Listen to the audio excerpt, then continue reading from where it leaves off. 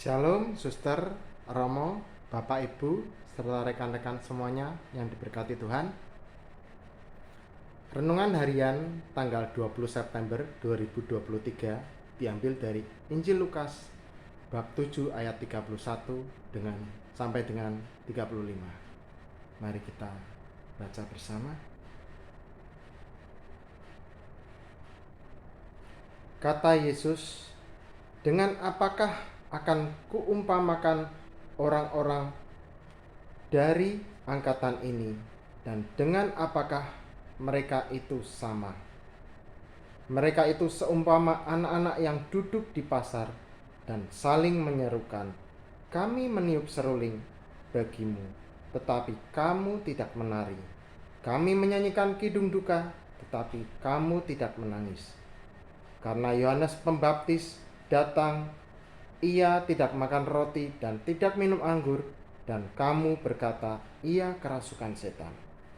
Kemudian Anak Manusia datang, ia makan dan minum, dan kamu berkata, 'Lihatlah, ia seorang pelahap dan peminum, sahabat pemungut cukai dan orang berdosa.' Tetapi hikmat dibenarkan oleh semua orang yang menerimanya." Demikianlah sabda Tuhan. Pujilah Kristus. Yesus memberi perumpamaan demikian mengapa? Pengajaran yang Yesus dan Yohanes lakukan sangat ditentang oleh orang-orang Farisi dan ahli-ahli Taurat. Mereka menilai segala sesuatunya dari sudut pandang mereka. Ajaran hukum Taurat yang mereka kedepankan ataupun mereka kuasai seolah-olah menjadi dasar, standar untuk dekat dengan Allah. Mereka begitu sombong, seakan tidak berdosa, tidak punya salah. Mereka merasa lebih baik, lebih layak, dan lebih pantas untuk dekat dengan Allah. Padahal Yesus hadir untuk memberikan kasih karunia yang mendatangkan pertobatan, kesembuhan, keselamatan, dan hidup yang baru. Banyak mujizat yang Yesus lakukan. Jadi di sini mereka menolak dibaptis Yohanes. Orang yang hafal khatam Taurat belum tentu bisa melakukan kasih karunia. Berbeda dengan orang yang menerima kasih karunia dan bisa melakukan hukum Taurat. Yesus datang ke orang-orang kecil, orang-orang terpinggir, orang-orang berdosa, dan memberikan tawaran kasih karunia.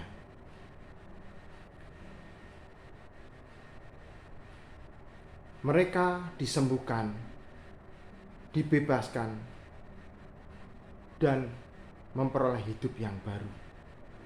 Yohanes membaptis Yesus dan orang banyak.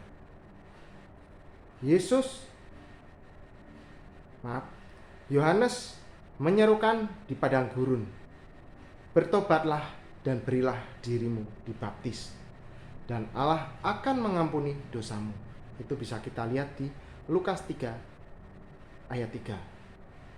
Kita juga tahu bahwa saat dibaptis oleh Yohanes, Yesus, pada waktu itu ada Roh Kudus yang turun hingga di atas kepala Yesus, dan langit pun terbuka.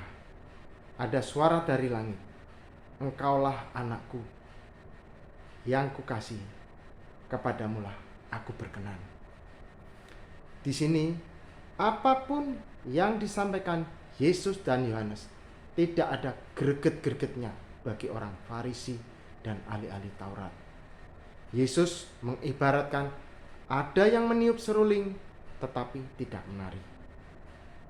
Ada yang berduka tapi tidak menangis.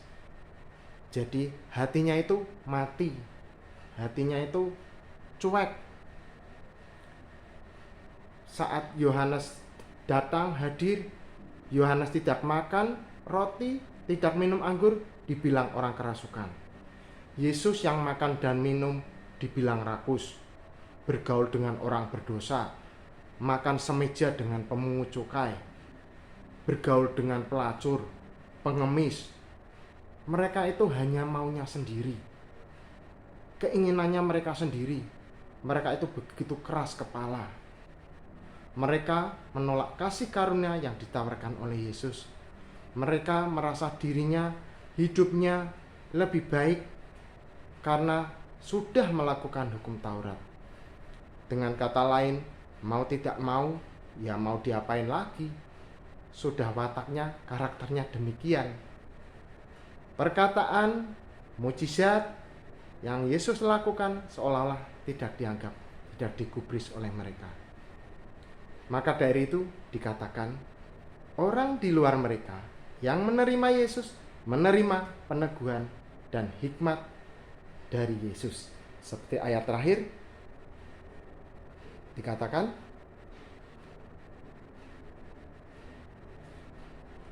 berbahagialah orang yang tidak menjadi kecewa dan menolak aku. Demikian renungan hari ini. Kemuliaan kepada Bapa, Putra, dan Roh Kudus, seperti pada permulaan, sekarang, selalu, dan sepanjang segala abad. Amin. Berkah dalam